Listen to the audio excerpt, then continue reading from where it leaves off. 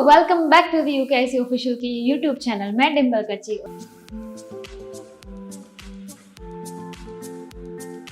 और आज हम लोग बात करने वाले हैं बीए के बारे में, जहाँ पे हम लोग चैप्टर 9 हमारा जो है इंटरनल ट्रेड, जो हमारा नेक्स्ट चैप्टर होने वाला है दैट इज इंटरनेशनल ट्रेड। ठीक है, ये दोनों में क्या डिफरेंस है हम लोग यहाँ पे देखेंगे और साथ साथ में हम लोग यहाँ पे कवर करने वाले हैं हमारे एमसीक्यूज एंड वन लाइनर, जहाँ पे आप लोगों के सबसे ज्यादा मार्क्स कट होते हैं, जो हालांकि होना नहीं चाहिए। ठीक है, बिकॉज ये ऐसा है कि आप लोगों के जितने भी फ्रॉम 3, 4 एंड 5 जितने भी आप लोगों के क्वेश्चन है, उसी में से यहाँ पे हम लोगों ने पूरा का पूरा जितने भी हमारे एमसीक्यूज है वो हम लोगों ने यहाँ पे कवर किए हैं, ताकि आप लोगों को जितना भी है वो छोटे छोटे पॉइंट्स, आपकी सिली मिस्टेक्स है वो यहाँ पे ना हो। ठीक है, यहाँ पे मैंने टेक्स्ट बुक के भी एमसीक्यू कवर किए हैं, साथ साथ में प्रैक्टिस के लिए और भी ज्यादा एमसीक्यूज यहाँ पे मैंने अपलोड किए हैं। सुन के अच्छा लगा। तो विदाउट फेल आप लोग यहाँ पे देख लेना। इसकी पीपीटी हमारे जो कॉकटेल बैच है वहाँ पे ऑलरेडी अवेलेबल होने वाली है, तो डोंट वरी। आप लोगों को कोई भी नोट डाउन करना है तो आप वहाँ से भी कर सकते हैं, you don't have to take any screenshot. ठीक है, और हाँ, हमारा जो पूरा सिलसिला है, ठीक है, लाइक शेयर सब्सक्राइब और कमेंट में आप लोगों को वाव लिखना रहेगा, ताकि मुझे पता रहे कि आप लोगों ने वीडियो देख लिया। अगर आपको कोई भी डाउट हो तो कमेंट सेक्शन में आप कमेंट कर सकते हो सके तो वहाँ पे जो भी है आप लोग को अपने क्वेश्चंस वहाँ पे रख सकते हो। We will try to reach out you. ठीक है, जैसे हम लोग आगे बात करें, यहाँ पे हम लोग पूरा कवर करने वाला है। सबसे पहले सेक्शन ए, यहाँ पे जैसे ही क्वेश्चन रीड हो जाएगा हम लोग डिस्कस कर लेंगे, उसके बाद I will show you the answer. ठीक है, तो आपको आंसर्स तो मिल ही जाने वाले हैं, बट हो सके तो आप अपने हिसाब से ट्राई करना। ठीक है, जब तक मैं आंसर की ओर जाती हूँ आप लोग वीडियो पोस्ट कर देना, अपने हिसाब से सोचना, फिर अपने आंसर्स देना और बाद में टैली भी कर लेना कि कितनी सही है कितने गलत है। ठीक है, तो that would be good for you. चलो, सबसे पहले हम लोग बात करते हैं what refers to the link between the wholesaler and the customer. Wholesaler और कस्टमर, इन दोनों के बीच में कौन सी लिंक है? प्रोड्यूसर है, ब्रोकर है, रिटेलर है या कस्टमर है? देखो, बहुत ही इजी एमसीक्यू है, पर आप लोगों को ध्यान में रखना है कि यहाँ पे ऐसे ऑप्शंस है जो, हाँ, आप लोग ये भी हो सकता है, ये भी हो सकता है, अक्कड़ बक्कड़ बम बिबो वाली सिचुएशन आ जाएगी। तो यहाँ पे आप लोगों को ध्यान रखना है कि रिटेलर एक ऐसी चीज है जो होलसेलर और हमारे कंज्यूमर है उन दोनों के बीच में लिंक होता है, और जहाँ पे लिंक नहीं होता उसे बोला जाता है जीरो लेवल डिस्ट्रीब्यूशन। ठीक है, नेक्स्ट आता है who is considered the first middleman in the channel of goods distribution. सबसे पहला किसको बोला जाता है गुड्स डिस्ट्रीब्यूशन की चैनल में? हमारा जो मिडलमैन रहता है। ठीक है, होलसेलर होता है, प्रोड्यूसर होता है, रिटेलर या फिर कस्टमर।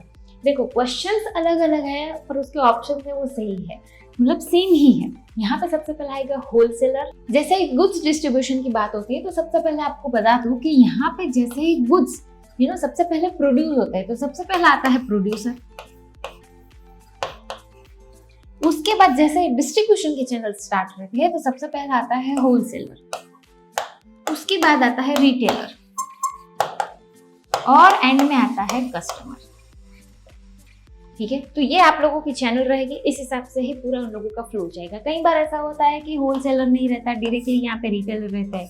ठीक है, कई बार ऐसा होता है कि ये कोई नहीं रहता है, डायरेक्टली यहाँ पे ये होता है, तो इट कैन बी पॉसिबल। ठीक है, चलो नेक्स्ट हम लोग जैसे ही बात करें which type of shops middleman are not exist.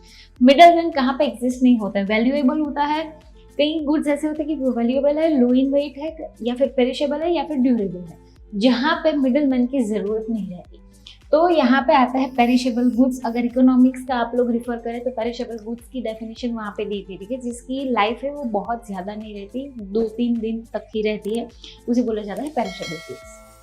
चलो, जैसे हम लोग बात करें which shop offer the various types of goods at the same place. एक ही जगह पे बहुत सारे वेराइटीज ऑफ गुड्स कौन सेल करता है? फ्रेंचाइजी होती है, चेन स्टोर होता है, मेल ऑर्डर शॉप होता है, या फिर शॉपिंग मॉल। भाई, शॉपिंग करने जितने भी लोग जाते हैं उन लोगों को पता ही होगा कि शॉपिंग मॉल में आप लोग अंडर द वन रूफ आपको सारे के सारे वहाँ पे प्रोडक्ट्स है वो अवेलेबल रहते हैं। ठीक है, चलो, जैसे हम लोग बात करें a shop with a contract with a company to sell its product is known as, उसे क्या बोला जाता है? सुपरमार्केट बोला जाता है, फ्रेंचाइज बोला जाता है, शॉपिंग मॉल या फिर चेन स्टोर। देखो, यहाँ पे थोड़ा सा आप लोगों को कंफ्यूजन रहेगा, पर क्वेश्चन याद करना, कॉन्ट्रैक्ट जब बनता है तब फ्रेंचाइजी आती है। ठीक है, क्योंकि फ्रेंचाइज अगर कोई इंसान लेता है तो वो कुछ टर्म के लिए उन लोगों का कॉन्ट्रैक्ट रहता है फॉर दी 5 years 10 years। ठीक है, इस हिसाब से उन लोगों का पूरा कॉन्ट्रैक्ट रहता है कि तब तक आप लोगों को हमारी फ्रेंचाइजी संभालनी है। चलो जैसे हम लोग नेक्स्ट बात करें, what is the primary purpose of internal trade. सबसे पहला हमारा प्राइमरी पर्पस क्या आता है, whenever we are doing any internal trade, मतलब within the boundaries of India, ठीक है, from Kashmir to Kanyakumari. Options are exchange of goods and services, culture exchange होता है, इंटरनेशनल रिलेशंस होता है, या टेक्नोलॉजिकल एडवांसमेंट रहता है। हमारा मेन पर्पस क्या रहता है, तो भाई exchange of goods and services, वही हमारा जो फर्स्ट चैप्टर है उसी का ये पूरा एमसीक्यू। नेक्स्ट हम लोग बात करें which service is the characteristics of a wholesaler to retailer. कौन सी ऐसी कैरेक्टरिस्टिक्स है, भाई डायरेक्ट कस्टमर फीडबैक होता है, after sales service, bulk supply, या फिर कंज्यूमर एडवर्टाइजिंग। यहाँ पे आप लोगों का आंसर आएगा bulk supply of the goods, जो हमारा डायरेक्टली सबसे पहला कैरेक्टरिस्टिक देता है at the time of wholesaling trade. What is the characteristics feature of a departmental store.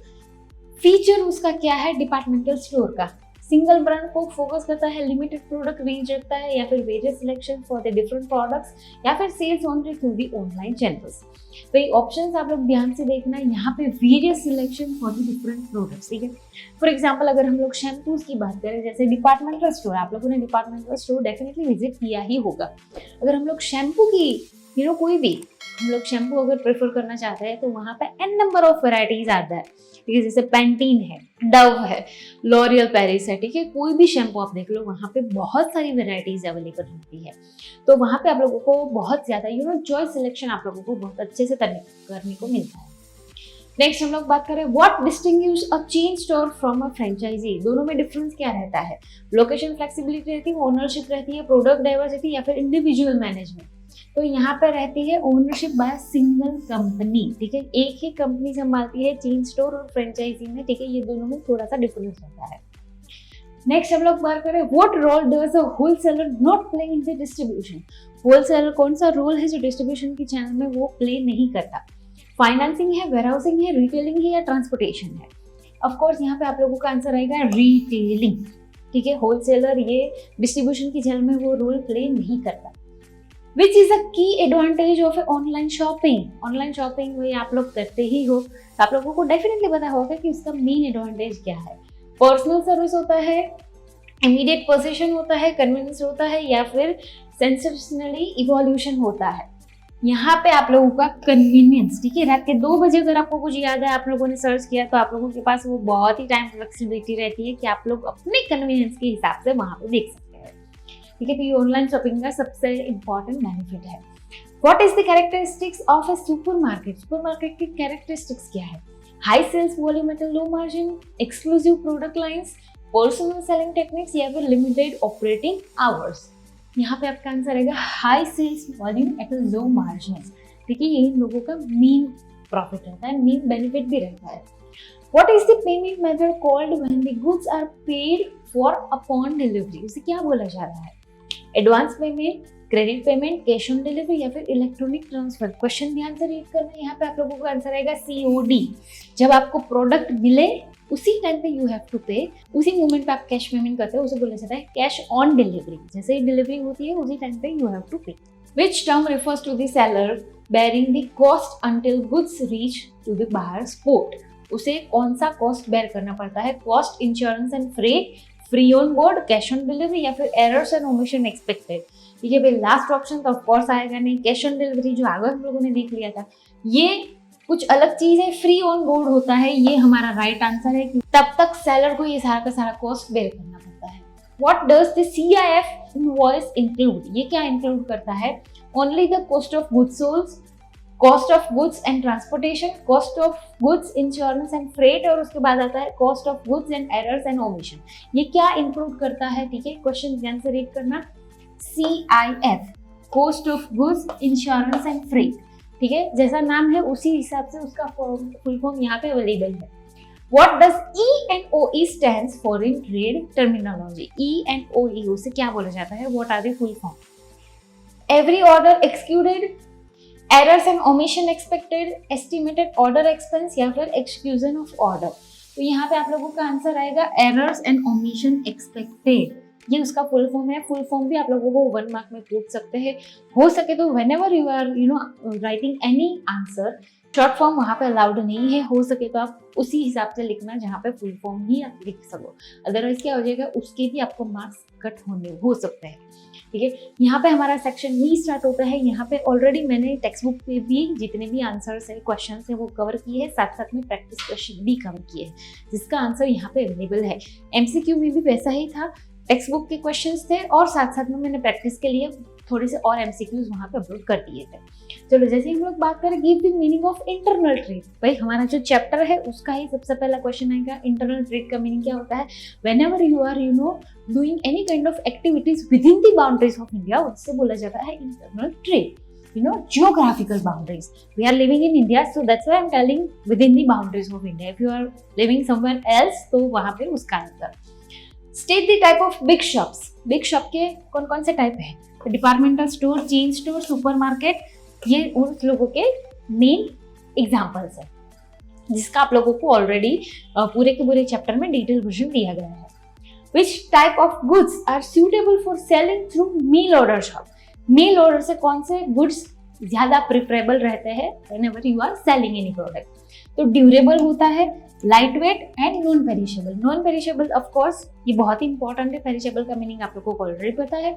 Light weight and durable, जो बहुत ही अच्छे टाइम के लिए, लॉन्ग टर्म के लिए टिकाऊ है। Which type of goods and services are useful today for the telemarketing? Telemarketing के लिए कौन सा goods and services यूज किया जाता है? तो भाई इंश्योरेंस है, लोन्स है, गैजेट्स के रिलेटेड कोई भी प्रोडक्ट है, तो ये सारा टेलीमार्केटिंग के लिए यूज किया जाता है। Who invented the automatic vending machine? One of the most important question। या आप लोगों को मे बी एमसीक्यू में भी पूछ सकते हैं या फिर वन लाइनर में, ये आएगा ही आएगा।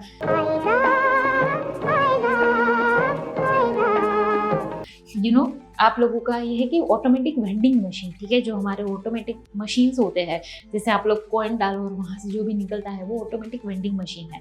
ऐसी मशीन लगाऊंगा, इस साइड से आलू घुसेगा, उस साइड से सोना निकलेगा।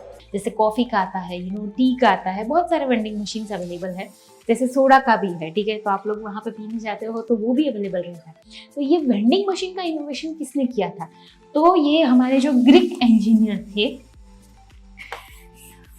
अलेक्जेंड्रिया, उन्होंने ये वेंडिंग मशीन का इनोवेशन किया था। Now it is very much blessed for us. ठीक है, डिफाइन होलसेलिंग। होलसेलिंग की डेफिनेशन क्या है? Wholesaling involve selling of goods merchandise to the retailer, industrial and commercial institutions और एनी अदर प्रोफेशनल बिजनेस से बोला जाता है wholesaling. What is the main function of retailing? Retailing का मेन फंक्शन क्या रहता है? तो यहाँ पे ये लिंक सबसे पहले तो प्रोवाइड करता है between the producer and the consumer, ठीक है, ये उन लोगों को ज्वाइन करता है। साथ साथ में मेकिंग गुड्स जितने भी सारे अवेलेबल होते हैं जो फाइनल कंज्यूमर तक पहुंचाए जाते हैं, ये उसका काम करता है रिटेलर्स। ठीक है, नेक्स्ट हम लोग बात करें explain the concept of mail order business. Mail order shops का हम लोगों ने नाम सुना था, तो उसका डेफिनेशन क्या है? तो भाई मेल ऑर्डर बिजनेस एक ऐसा फॉर्मेट है जहाँ पे जितने भी सारे कस्टमर्स होते हैं वो ऑर्डर करते हैं थ्रू मेल या फिर ऑनलाइन, और उसको डिलीवरी के तौर पे उन लोगों को प्रोडक्ट पहुंचाई जाती है। ठीक है, what does e commerce stands for? E commerce का सिंपल मीनिंग क्या रहता है किस हिसाब से?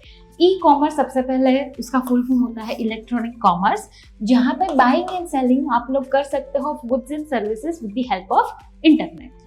What is a departmental store? Department store किसे बोला जाता है? जहां पे बहुत सारी वाइड रेंज ऑफ जितनी भी सारी प्रोडक्ट्स है जो अवेलेबल रहती है फॉर द कंज्यूमर।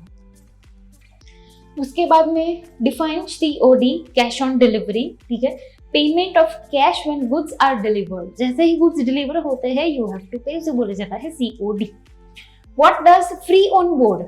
ठीक है, फ्री ऑन बोर्ड कब यूज किया जाता है? सेलर्स जब बेयर करता है जितने भी सारे एक्सपेंसेस है until goods reaches to the final या फिर consumer. Explain cost, insurance and freight, CIF। ठीक है, invoice include the cost of goods, insurance and freight, उसे बोला जाता है जो पूरा एक इनवॉइस रहता है, वन काइंड ऑफ बिल, जहां पे कॉस्ट, इंश्योरेंस एंड फ्रेट को कवर किया जाता है। What is the meant by errors and omission expected? Any accounting or calculating mistake। ठीक है, errors of course यहाँ पे कोई भी मिस्टेक होती है तो अकाउंटिंग या फिर कैलकुलेटिंग मिस्टेक जो भी होता है वो E and OE में अंदर जाता है। यहाँ पे आप लोगों के जितने भी सारे वन लाइनर एंड MCQs थे वो यहाँ पे खत्म होते हैं ऑफ चैप्टर नंबर 9। मिलते हैं हम लोग चैप्टर नंबर 10 में। Till then bye bye and wish you all the very best.